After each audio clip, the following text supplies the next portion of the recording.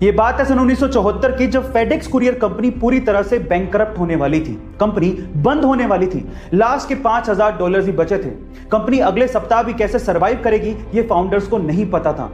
मरता क्या नहीं करता, फाउंडर्स आखिरी $5,000 का दाव खेलने के लिए लॉस वेगास पहुंच गए ताकि पैसों का जुगाड़ किया जा सके और कंपनी को बचाया जा सके। गाइस, किस्मत भी बहादुरों का साथ देती है। लास्ट के $5,000 दाव पे लगा देना कोई छोटी बात नहीं है। उन्होंने $5,000 के थ्रू $32,000 कमाए और फिर से पहुंच गए फेडेक्स कंपनी को जिंदा करने के लिए। फिर क्या था गाइस, वही कंपनी जो बैंकरप्ट होने वाली थी, आज वो कंपनी $70 बिलियन की कंपनी है जिसमें 6 लाख से ज्यादा इंप्लॉइज काम करते हैं। गाइस, आपको फेडेक्स कंपनी की स्टोरी कैसी लगी कमेंट सेक्शन में जरूर लिखें। यूके का बर्गर किंग अपने कस्टमर्स को अपने कॉम्पिटिटर मैकडी के यहां ऑर्डर करने के लिए बोल रहा है, और सिर्फ मैकडी ही नहीं, पिज्जा हट, डोमिनोज और जितने भी छोटे बड़े रेस्टोरेंट्स हैं उन पे अपने ग्राहकों को ऑर्डर करने के लिए रिक्वेस्ट कर रहा है। पर सवाल यह उठता है कि बर्गर किंग, जो कि खुद एक बहुत बड़ी फास्ट फूड की चेन है, वो ऐसा क्यों कर रहा है? देखिए, बर्गर किंग का इस पे कहना है कि उसने भी कभी नहीं सोचा था कि लाइफ में ऐसा कुछ वो लोग कहेंगे, लेकिन करंट सिचुएशन को देखते हुए इन रेस्टोरेंट्स पे जो एम्प्लॉइज काम करते हैं और उनकी फैमिलीज,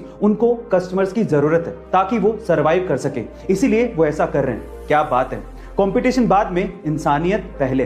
बर्गर किंग के सोच के लिए एक हार्ट तो बनता है। गाइस, आपको बर्गर किंग की सोच कैसे लगी कमेंट सेक्शन में जरूर लिखिएगा। और 2020 में आई कोरोना की लहर की वजह से सब कुछ बंद पड़ गया। कई जगहों पर लॉकडाउन तक देखने को मिला।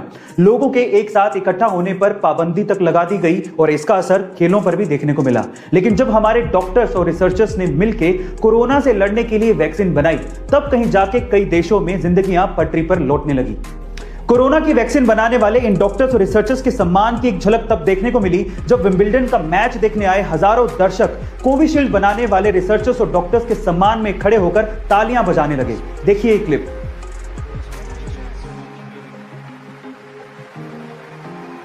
अगर ये कोरोना वॉरियर्स ना होते तो शायद हम लोग कोरोना पैंडेमिक से बाहर निकलने का रास्ता तक नहीं देख पाते। So thank you so much to all the doctors, researchers and corona warriors. अक्सर इंडिया में जब छोटे बच्चों को ओवरलोड किया जाता है तो उनके आसपास के लोग, इवन पेरेंट्स भी कहना शुरू कर देते हैं कि तो बहुत छोटा है, इस पे इतना प्रेशर देना ठीक नहीं है। अगर आप भी ऐसा सोचते हैं तो इस बच्ची के बारे में सुनो। इस बच्ची का नाम है ली यी। 5 साल की छोटी सी बच्ची एक टेबल टेनिस प्लेयर है, चाइना से बिलोंग करती है और एक सोशल मीडिया सेंसेशन है, और इनफैक्ट इसे लाखों लोग फॉलो भी करते हैं। पर सवाल यह है कि इतनी छोटी सी उम्र में इतना सब कुछ उसने अचीव कैसे किया? तो मैं आपको बताता हूं। इसके माँ बाप ये चाहते थे कि वो टेबल टेनिस प्लेयर बने, इसके लिए उसकी ट्रेनिंग शुरू की। जब उसकी ट्रेनिंग की जाती थी तो कोचेस उसे हद से ज्यादा हार्डवर्क करवाते थे, जिसकी वजह से कभी कभार वो रोने भी लगती थी। लेकिन कभी भी उसके माँ बाप ने और कोचेस ने उसे इमोशनल सपोर्ट दिया ही नहीं, क्योंकि वो जानते थे कि इमोशनल सपोर्ट देने से वो वीक हो जाएगी। और आज उस बच्ची को देख के कोई भी कह सकता है कि वो फ्यूचर में एक टेबल टेनिस स्टार बनेगी। गाइस, आप लोग याद रखिए कि कुछ पाने के लिए कुछ खोना पड़ता है, इसलिए डू वर्क हार्ड।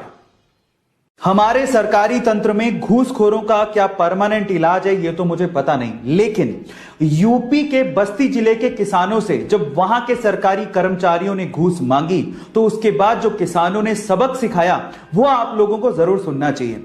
एक्चुअली वहां के सरकारी कर्मचारियों ने किसानों से घूस मांगा तो उसके बदले में किसानों ने एक बोरा लिया और उसमें 40 सांपों को भरा, और उसके बाद वही बोरा सरकारी कर्मचारियों के ऑफिस में छोड़ दिया और बाहर से ताला लगा दिया। आई थिंक इस इंसिडेंट के बाद सरकारी कर्मचारियों को अकल तो आ ही गई होगी।